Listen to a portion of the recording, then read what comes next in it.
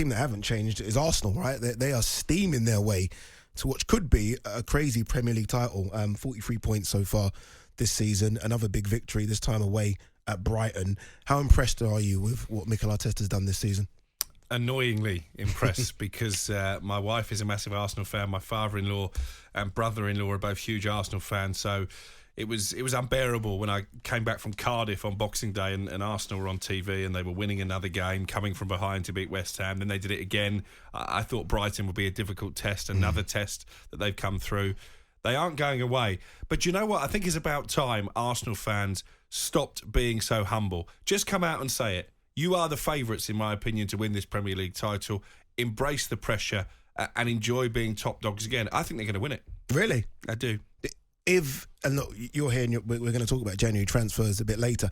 Even if they don't reinforce this team, even if they don't add a couple of bodies to it, you still think they've got enough? Well, they're going to add bodies. I think Madrid will happen. Yeah. I think he's made it pretty clear that he wants to move on his social media. He's the one that Mikel Arteta believes can be that sort of lightning rod to kick them on in the second half of the season. There will be concerns that they're not bringing in a number 9 as a direct replacement for Gabriel Jesus. They are part of the conversation when it comes to João Felix. Looks like a two-horse race between them and Manchester United, so it'll be interesting to see where that one goes. But I think if they can keep people fit, I think they've got enough. I really do. I think where they're such a young team, not only have they got tremendous character, and I remember being hammered by our pal Sam Matterface when they signed Aaron Ramsdale. Everyone was saying, what are they signing him for? And I said, well, he's got tremendous personality, and that was mocked. But this team... Bit like you, Crookie. This team has got huge personality, and it's got that fearlessness of youth as well. You look at people like Saka and Martinelli. They're certainly not being weighed down by the pressure, and I think that will set them in good stead. I think there's more pressure on Manchester City than there is on Arsenal, because I think they're underachieving at the moment. No, do you know what?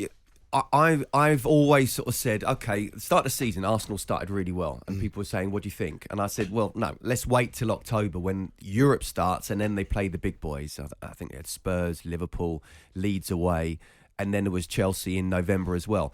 Each particular hurdle that's coming to them, they're riding it, and with some as well.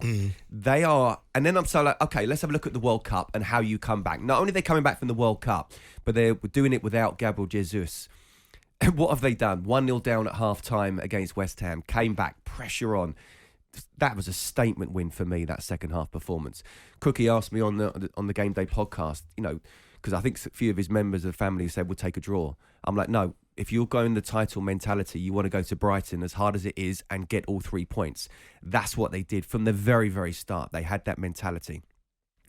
I'm looking at them. I think Manchester City are the best team in the world. Yeah. But they're dropping points. They're the ones who's dropping points, not Arsenal. And look, it is different from this stage of the season to the business end, because you say about they can handle the pressure. There's no real pressure at the moment, or the pressure will double, triple, quadruple in the last 10 games. But at the moment, we said that about Leicester, and what happened? They went on to win the title, and that will always be a bigger surprise than Arsenal winning the title. Yeah, I'm looking at Arsenal the way they are now. Defensively, very, very sound. In midfield, they're protecting the back four, but they're also creating chances. The one thing for me is the Jesus injury. He wasn't scoring goals beforehand.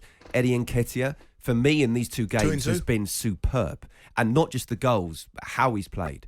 The question is, can he do it again and again and again and again and again, all the way to the end of the season? I still feel they need to bring in a striker, but then you could probably name half a dozen top clubs that need to do that as well. Yeah, not many top number 9s available right now in January, is there? Jim White and Simon Jordan. Monday to Friday mornings from 10 on AM, on DAB, via the talkSPORT app and on your smart speaker. talkSPORT.